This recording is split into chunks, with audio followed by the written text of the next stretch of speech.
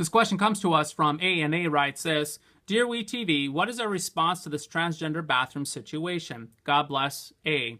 A, this is a very hot topic. It is absolutely everywhere. It is on social media. It is on the news. It is also on talk radio, and it seems like everyone has an opinion on it. What we're being told in regard to this whole transgender bathroom situation is this.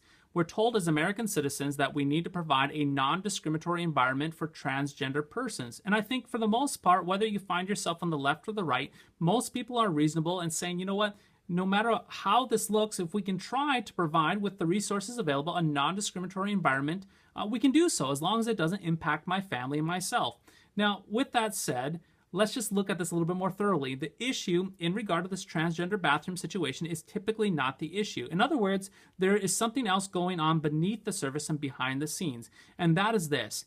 With individuals, some of the individuals, not everyone, but with some individuals of this movement, there is a push to remove what we call the sexual binary opposition of the terms male and female. Now, let me just unpack what I just said.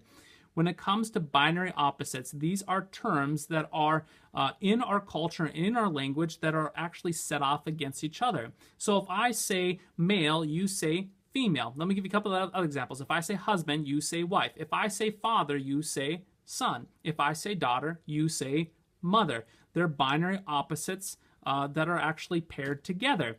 Now, in regard to this situation, there are individuals who will look at the terms of male and female and they will identify with neither. And since they identify with neither male or female, they are then pushing to remove these binary opposites of male and female altogether. So if you think about that, if we do indeed remove the binary opposites of male and female, we are then moving towards a sexless culture. In other words, there will be no such thing as male and female. Now, you may think I'm actually out of my mind saying that, but that's where this actually leads. If you remove the binary opposites of male and female, you create a sexless culture. And if you have a sexless culture, then what that does is it actually comes and it destroys, I repeat, it destroys the family as we know it.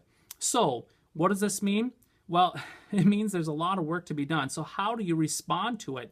Now, I would say for us as Christians, the best way to respond to that is to educate and catechize our children. Yes, our children that are in our families, is to catechize them rightly on what sex is and also what we are as individuals created in the image of God and who we are sexually speaking. Now, we're not alone in doing that. We obviously have the scriptures, we have the catechism that teaches us on these things, but there's also some resources, some really great resources from Concordia Publishing House on this topic of doing sex education to your children to help educate them of who they are as a male and female and how that works and then how that forms and shapes a family as they move forward towards marriage and so forth.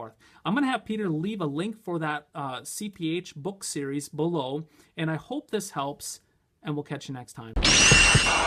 Worldview Everlasting is solid, Christian, and free because it is viewer supported. Your monthly gift of $5, $10, or $25 is the reason that we can continue to improve and expand these tools for online Christian outreach and discipleship. To make a one-time donation, sign up for the Lutheran Ninja Clan regular giving, or to find information about how to put Worldview Everlasting in your congregation's budget, click Donate Now.